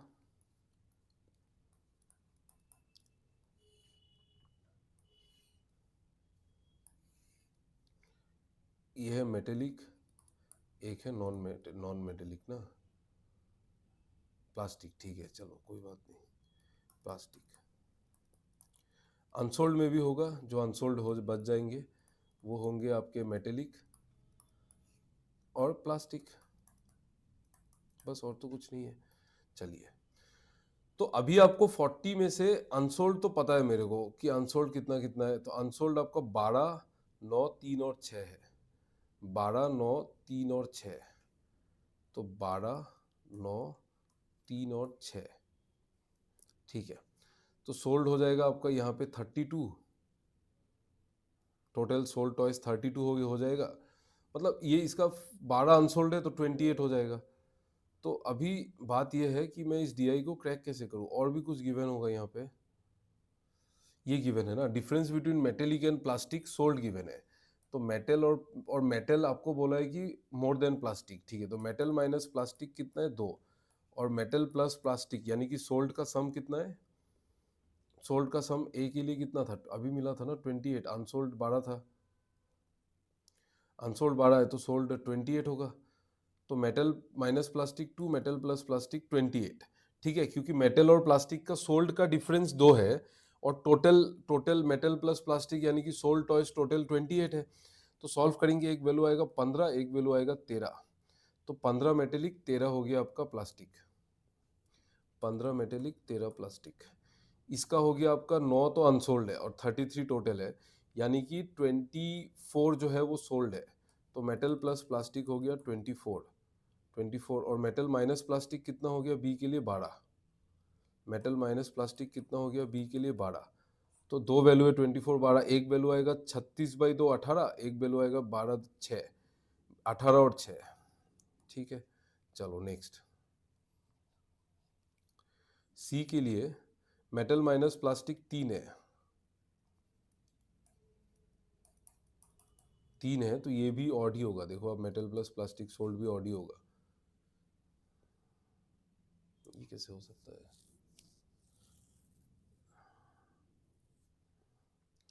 सी का अनसोल्ड टॉयज 3 है क्या,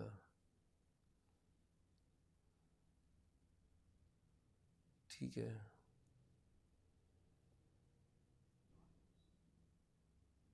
टोटल 25 है ना, अनसोल्ड 3 है, तो सोल्ड आपका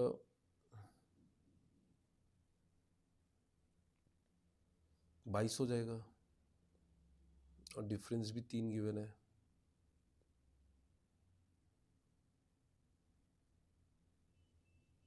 ये कैसे पॉसिबल है?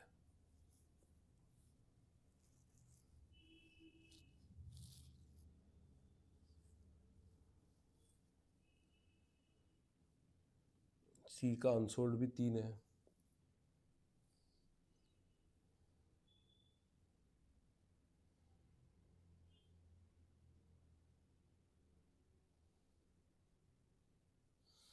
ट्वेंटी फाइव है ना सम, उसमें से 3 अगर अनसोल्ड है तो 22 सोल्ड होगा ना, तो एम प्लस पी तो 22 होगा।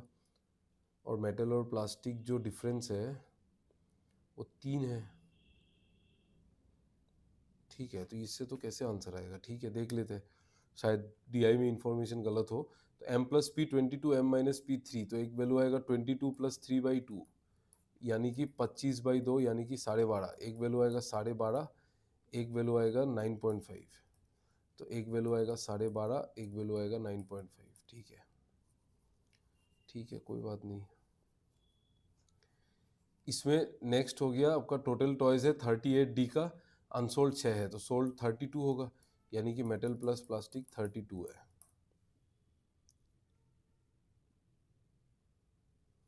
ठीक है, और डी में मेटल माइनस प्लास्टिक 5 है। 5 यही बोला ना?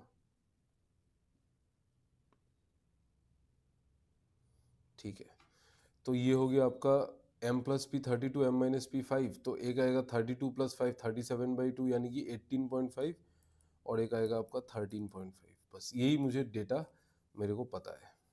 ठीक है, आगे बढ़ते हैं।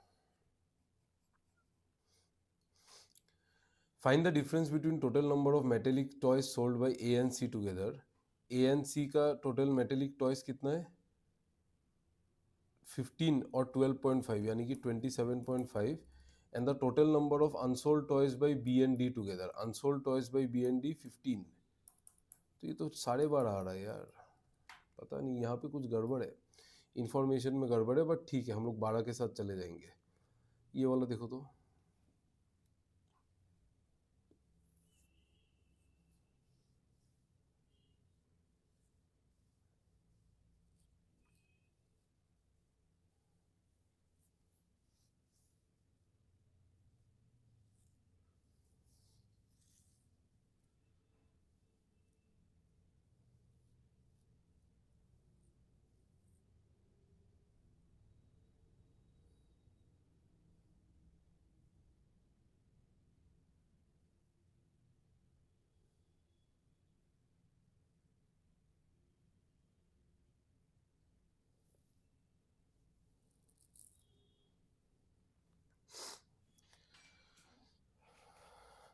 देखो, total number of toys manufactured by E is 40% more than that of C. C से 40% ज़्यादा है, तो सी कितना है? 25 है, इसका 40% ज़्यादा है, मतलब 40% मतलब 2/5 ज़्यादा है, तो 5 से तो 7 होगा, तो 25 से 35 हो जाएगा, तो 35 ही हो जाएगा। ठीक है, 35, 25 से 40% ज़्यादा है, मतलब 35 हो जाएगा।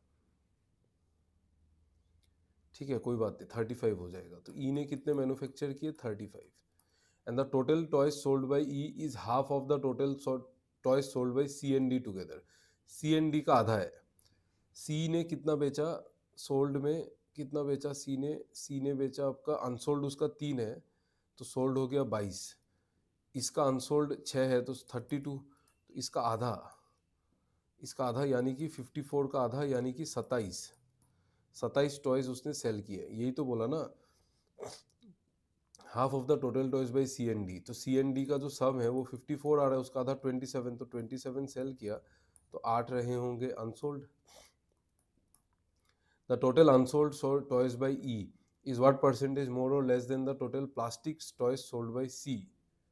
Plastic toys sold by C 9.5। देखो यही तो गड़बड़ है, यही तो गड़बड़ है। 10 मान लेते इसको, 10 से 8 कितना कम है? 10 से 8 कितना कम है? आप बोलोगे 5/4, यानी कि 20% इसका आंसर है। बट वही बात है ना, इसमें इंफॉर्मेशन यार 9.5 आंसर आ रहा है, something is wrong in this question. ठीक है, आप क्वेश्चन का तरीका देख लो, आप क्वेश्चन का तरीका देख लेना। ये वाला क्वेश्चन आप घर में ट्राई कर लेना, ठीक है, बिकॉज डेटा इसमें गड़बड़ है। ये भी देखो, टॉयज सोल्ड बाय सी, ये भी आप होमवर्क कर लेना।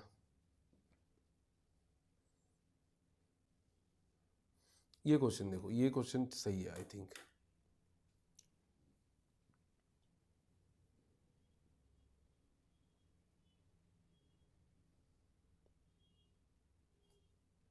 इसके लिए तो मैंने जगह छोड़ा होगा ना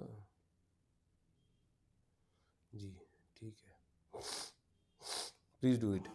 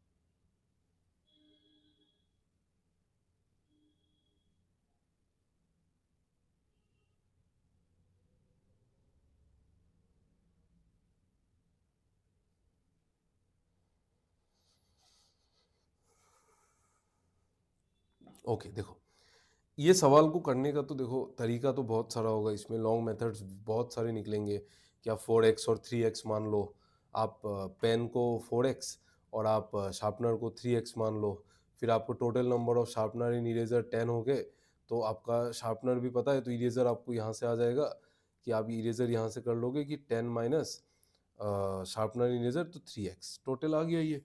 तो आप अगर इसको करोगे तो यहाँ पे difference between the probability of picking a pen and the probability of picking an eraser, pen अगर इरेजर से ज्यादा है तो नंबर ये क्या होगा, number of pen divided by total minus number of eraser divided by total is equal to 2/9।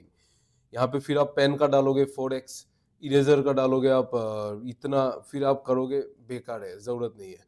अगर मुझे ये चीज पता है कि पेन और इरेजर एक इंटीजर ही हो सकता है, वो होल नंबर हो सकता है, तो मैं इतना सॉल्व क्यों करूँ। अगर मुझे पता है कि पेन और इरेजर जो है वो होल नंबर ही होगा, आपके पास थोड़ी ऐसा होगा कि 1.5 या फिर 2.5 पेन से नहीं होगा ना। तो पेन और शार्पनर जो है वो 4 और 3 का रेशियो में है, तो 4 और 3 हो सकता है कि पेन 4 है, इरेज शार्पनर 3 है। लेकिन पेन अगर 4 है, शार्पनर अगर 3 है, शार्पनर और इरेजर का सम अगर 10 है, इसका मतलब इस केस में इरेजर हो जाएगा 7। लेकिन आपको बोला कि पेन जो है वो तो इरेजर से ज्यादा होना चाहिए, तो ये केस नहीं होगा क्योंकि पेन 4 है, इरेजर 7, नॉट पॉसिबल। तो हम क्या करेंगे, हम इसको 4 और 3 को 4 2 जा 8 और 3 2 जा 6 मान लेंगे। अगर शार्पनर शार्पनर आपका 6 है तो इरेजर हो जाएगा मेरे पास 4, ठीक है, इरेजर हो जाएगा मेरे पास 4। तो ये केस पॉसिबल है कि अगर पेन 8 है, शार्पनर 6 है, इरेजर 4 है। फिर मैं देख लूंगा difference between picking a pen and probability of picking eraser. Pen निकालने का प्रोबेबिलिटी 8/18, क्योंकि टोटल 18 हो गए ना, अगर 8 है, ये 6 है, ये 4 है, तो 8 + 6 + 4 कितना होता है मेरे भाई, 18 ही होता है। तो टोटल हो गया 18, तो उसमें से पेन कितने हो गए, पेन हो गए 8, तो 8/18 माइनस ये क्या बोलते हैं इसको,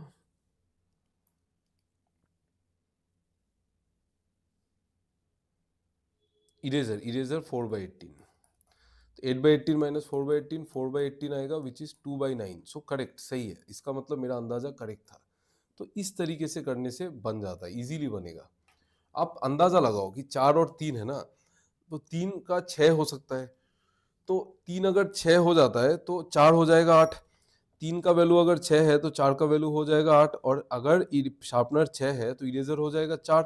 वो निकाल के प्रोबेबिलिटी देख लो, जिसमें आंसर मिल रहा है वही सही है, ठीक है। तो ये सही है इसका मतलब, तो हम सेकंड वाले का निकाल लेते हैं। 3 और 4 है, 3 और 4 में या तो हो सकता है ये 3 और ये 4, यानी कि शार्पनर 4, शार्पनर 4 होने से इरेजर हो जाएगा आपका 7, क्योंकि टोटल 11 है शार्पनर और eraser. But it is not permitted, क्योंकि पेन ज़्यादा होना चाहिए, तो नहीं ले सकते। तो 3 4 नहीं ले सकते। तो 6 8 लेके देखते हैं, 6 और 8। ये अगर 6 है, ये शार्पनर 8 है, तो इरेजर हो जाएगा 3। इरेजर 3 होगा ना, क्योंकि आपका शार्पनर 8 है और इरेजर 3 ही होगा, और पेन इरेजर से ज़्यादा होना चाहिए, फिर भी करेक्ट। उसके बाद प्रोबेबिलिटी मैचिंग कर लो। टोटल कितने हो गए? 6 + 8 14 + 3 17 हो तो जाना चाहिए। पेन पिक करने का प्रोबेबिलिटी, पेन कितना है? 6, तो 6/17 माइनस इरेजर का 3/17, माइनस करूंगा तो 3/17 ही आएगा। This is correct, correct match हो गया। नेक्स्ट वाला देख लो।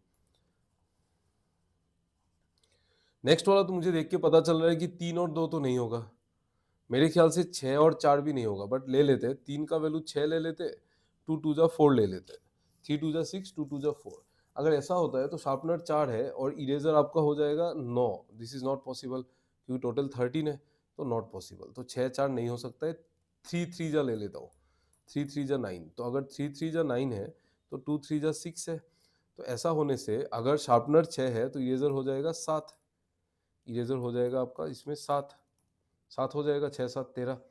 आपको बोला है आप बताइए कि प्रोबेबिलिटी ऑफ पेन और इरेजर कितना है। टोटल कितने हैं? 9 + 6 15 + 7 22 है टोटल।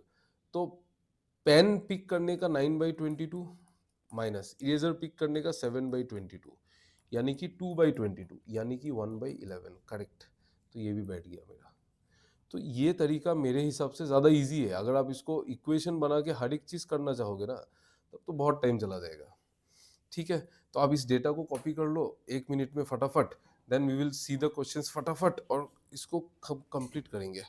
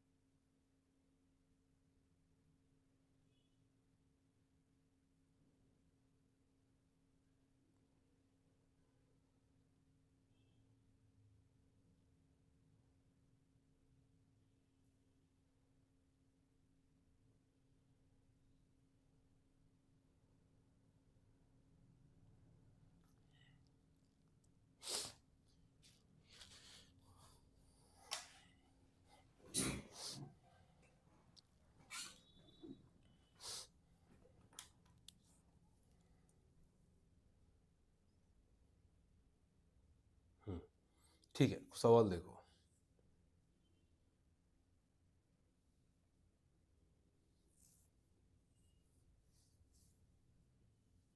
देख लो यार, डिकोड हो जाने के बाद सवाल कुछ नहीं है। Eraser in C and B, pen in A का रेशियो चाहिए। Eraser in C and B, eraser in C and B मतलब बी एन सी में इरेजर 3 और 7 10, और ए में पेन, पेन है 8। 10 और 8 यानी कि 5 और 4, 5 और 4। सिंपल सिंपल सवाल है, ये देख लो।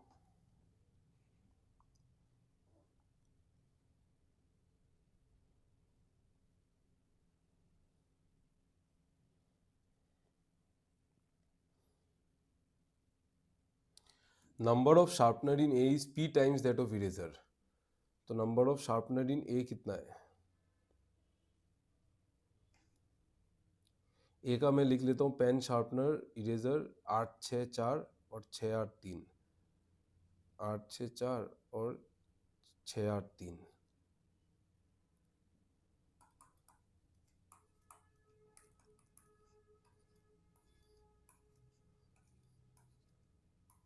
ये ए का, ये बी का।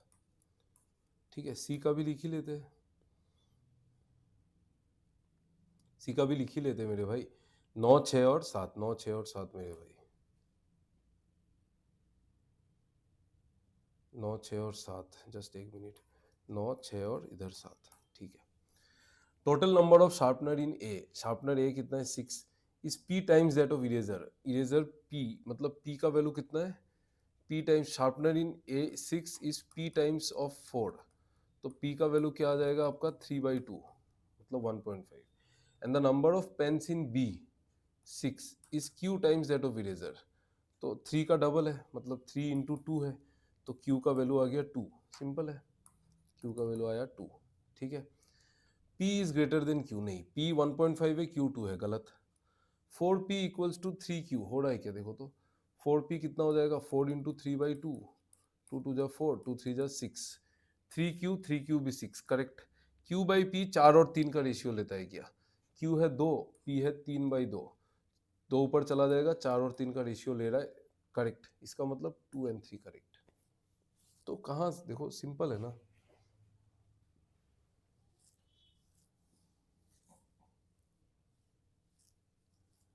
सिंपल तो है।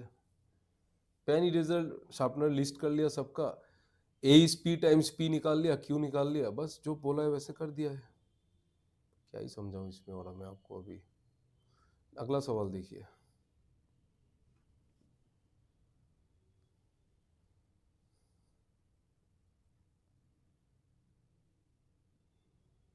इसमें कह रहा है कि average number of pen sharpener and eraser in A x है, average number of pen sharpener eraser, pen sharpener eraser A, इसमें एवरेज कितना है, 8 6 14 और 4 18, 18/3 6 एवरेज है, 6 एवरेज है ना, तो मतलब x का वैल्यू 6 है। Which of the following is correct, x is even number, correct, x is a perfect number, correct, 6 perfect number है। जिन लोगों को परफेक्ट नंबर का बात नहीं पता है, मैं आपको बोल देता हूँ, बोथ ए एंड बी दोनों करेक्ट है, ठीक है। परफेक्ट नंबर के बारे में, 6 एक ऐसा नंबर है कि अगर आप 6 का फैक्टर्स देखोगे ना, तो 1 2 3 और 6 है। अगर मैं 6 को एक्सक्लूड कर दूं, एक्सक्लूडिंग द नंबर, बाकी जो फैक्टर है 1 + 2 + 3, इसका सम हमेशा ये वाला नंबर ही आना चाहिए, then this number is called a perfect number. सबसे छोटा परफेक्ट नंबर 6 होता है। परफेक्ट नंबर क्या है कि जो भी नंबर का जो भी फैक्टर्स होता है, जो भी फैक्टर्स होता है उसका जो सम है, other than that number itself should be equal to that number, so that is 6। So this is the concept of I mean perfect number. सबसे छोटा परफेक्ट नंबर 6 है, फिर 28 एक परफेक्ट नंबर है। अब लिख लो 28 के फैक्टर्स, 1 2 4 7 14 और 28, यही है। तो 1 2 3 4 7 और 14 को जोड़ोगे तो 28 ही आएगा, आपको मिल जाएगा, ठीक है।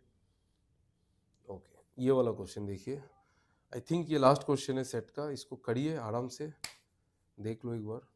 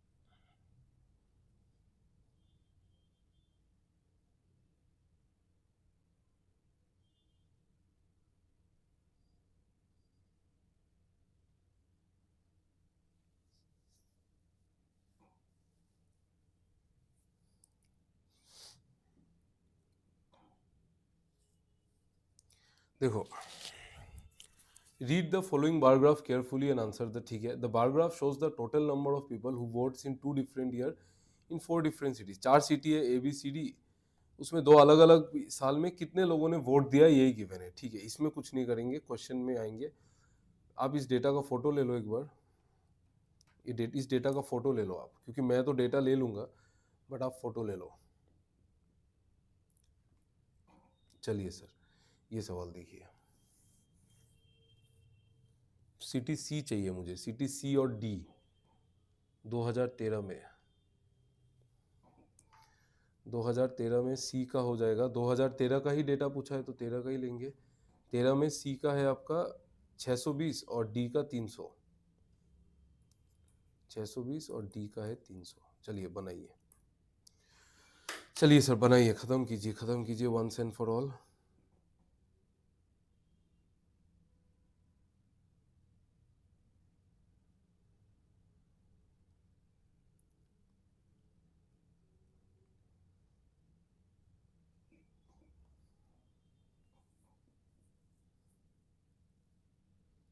In 2013, 20% of the total number of people who vote in C were invalid।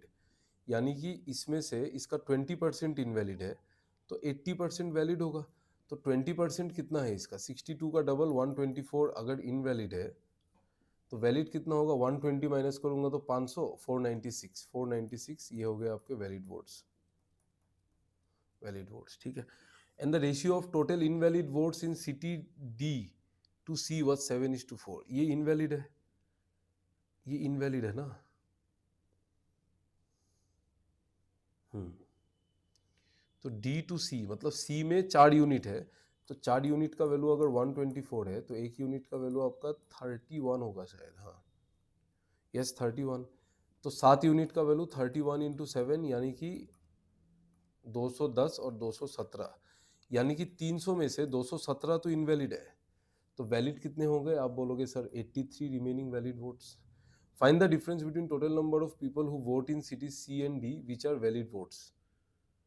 ठीक है, इसका डिफरेंस बताना है। 496 और 83 का डिफरेंस तो 413 हो जाएगा ना। तो इजी तो था ये, कुछ भी नहीं है। ठीक है, चलो ये वाला क्वेश्चन देखो, बनाइए बनाइए बनाइए, आप खुद बनाइए।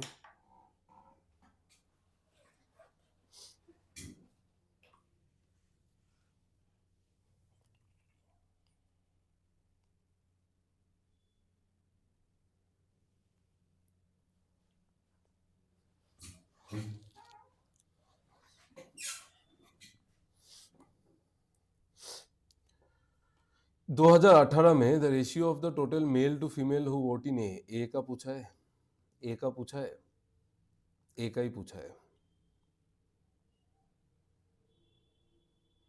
2018 में ए का पूछा है, ठीक है। 2018 में ए का कितना है? 240, ठीक है। तो 240 टोटल वोटर्स है, टोटल वोटिंग जिन लोगों ने वोट दिया है, ठीक है। फिर वैलिड होगा, इनवैलिड होगा। तो ratio of total male to female who vote in city 5:7, यानी कि 5 और 7 का 12, 12 का 240, 1 का 20, तो मेल हो गया आपका 100 और फीमेल हो गया आपका 140, ठीक है। 3/8 of the total number of people who voted in city A were invalid, ठीक है। तो 240 में 3/8 इनवैलिड है, मतलब 240 का 3/8 कितना हो जाएगा आपका? ये हो जाएगा 8, 30 और 90, तो 90 वोट्स इनवैलिड है, यानी कि 150 वैलिड है। इफ द टोटल, ये वैलिड वोट्स है, if the total number of female valid votes is 50% of the total number of valid votes. Total number of female मतलब फीमेल का जो वैलिड है वो 50% है total number of valid votes का, ठीक है। तो मतलब फीमेल का 50% है तो मेल का भी 50% होगा, ठीक है।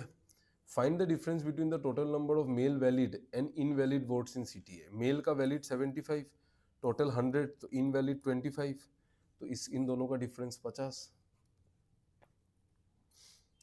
मेल का वैलिड आपका 75 और टोटल 100, तो इनवैलिड 25, तो ठीक है ना। तो डिफरेंस हो गया 50। ये वाला देखिए, करिए करिए करिए, खुद करिए।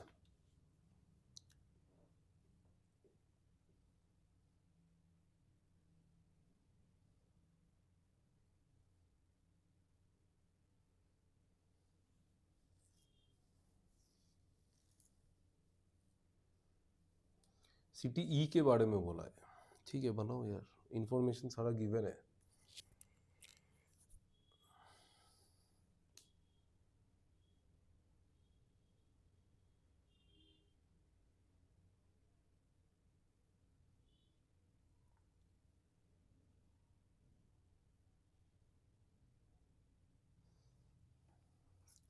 देखो, total number of people who vote in CTE in 2013 was 25% more than average number of people C and A in 2018. C और A का जो 2018 का एवरेज है उससे 25% ज़्यादा है। C और A का 2018 का एवरेज, ठीक है। 2018 में C का कितना है 360, A का 240।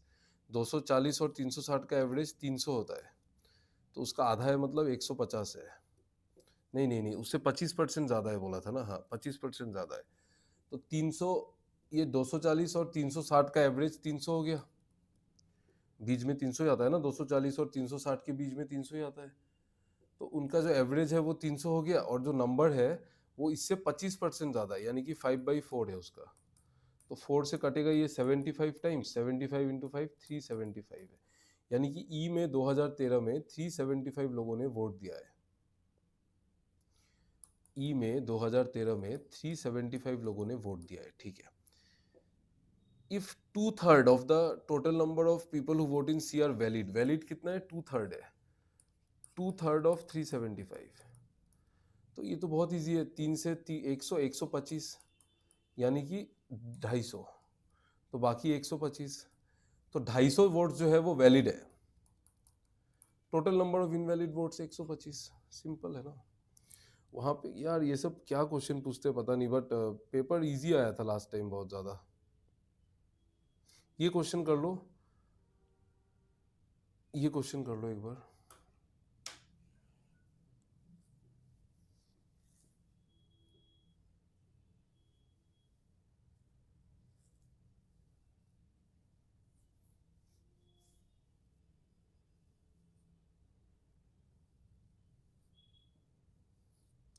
डी का डेटा चाहिए मुझे, जो समझ में आ रहा है, क्योंकि ए का 2020 का डेटा निकालने बोला इन्होंने, और वो डी से कनेक्ट किया है, तो मुझे डी का डेटा चाहिए। डी का डेटा मैं पहले यहाँ पे लिख के रख देता हूँ, 13 और 18 का।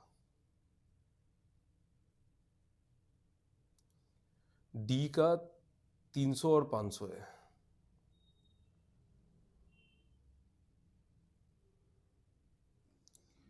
डी का जो डेटा है ना वो 2013 का 300 है और 2018 का 500 है, ठीक है। ओके,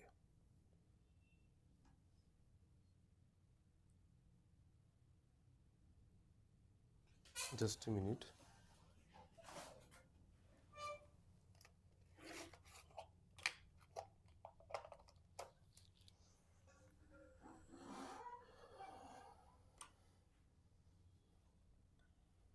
ये एक डेटा गिवन है, चलो चलो चलो जल्दी खत्म करो इस डीआई को, एक ही डीआई बचा है।